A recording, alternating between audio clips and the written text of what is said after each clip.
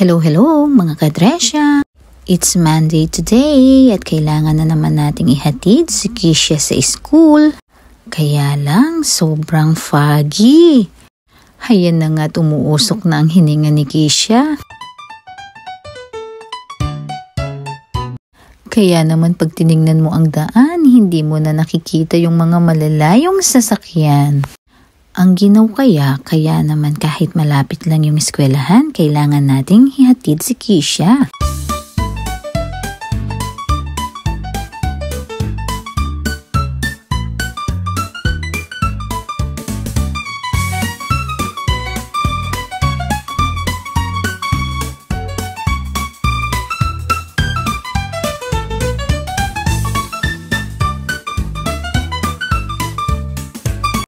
Kaya mag-iingat ka lagi, anak, ha?